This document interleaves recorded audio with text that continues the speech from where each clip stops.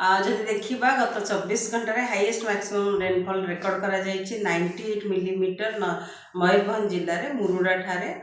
ता सहित आउ 3 जगार भी हेवी रेनफॉल रेकर्ड करा and highest maximum temperature record करा टिटिलागढ़ में सेटा हूँ 40.5 डिग्री सेल्सियस ता सहित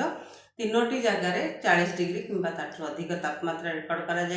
सबु स्थान में टेम्परेचर बिलो 40 डिग्री रही। आगामी 5 दिन जब देखा फोरकास्ट हल्का मध्यम धरण वर्षा होगा सहित बिजुली घड़घड़ी और झटका पवन होबार भी संभावना रही।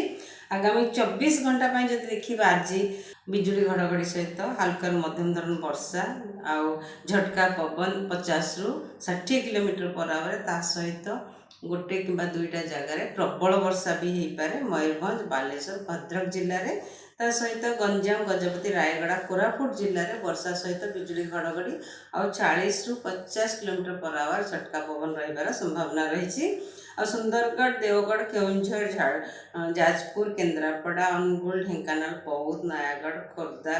पुरी कंधमाल कलाहांडी नुआपड़ा नवरंगपुर और मलकानगिरी जिले में वर्षा बिजुली घड़घड़ी सहित झटका पवन 30 ରୁ 40 किलोमीटर पर आवर रही संभावना रही। काली जब देखा झटका पवन 30 ରୁ 40 किलोमीटर पर आवर सहित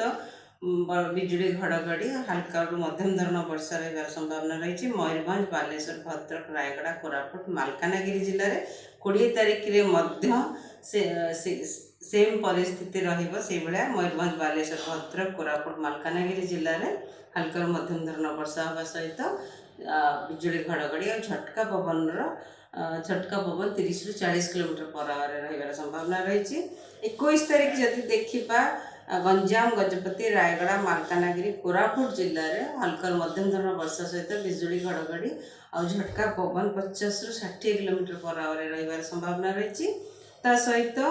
जब देखिए मयूरभंज में बिजुली घड़घड़ी सहित झटका पवन 40 ରୁ 50 किलोमीटर पर आवर रही संभावना रही। और 22 तारिख में जब देखा नयागढ़ खोर्धा गंजाम गजपति कोरापुट रायगड़ा मलकानगिरी जिले में हल्का मध्यम धरण वर्षा सहित बिजुली घड़घड़ी और झटका पवन 50 ରୁ 60 किलोमीटर पर आवर रही संभावना रही। मैक्सिमम टेम्परेचर दिन तापमात्रा विशेष परिवर्तन होबार संभावना नहीं आगामी 4 ରୁ 5 दिन मध्य। आज जब देखा आज सका वर्षा रेकर्ड कर वर्षा सहित बिजुली घड़घड़ी और झटका पवन भी रही भुवनेश्वर आउ कटक रे पुरी रे भी रही भुवनेश्वर रेकर्ड कर आज रेनफॉल जो होता सका 26 मिलीमीटर रेन रेकर्ड कर पुरी रे 24 मिलीमीटर रेन रेकर्ड कर भुवनेश्वर रे भी 37 नॉट विंड रेकर्ड कर गस्ट किसी सेकेंड 47 नॉट पर्यंत भी पवन गति जाइए।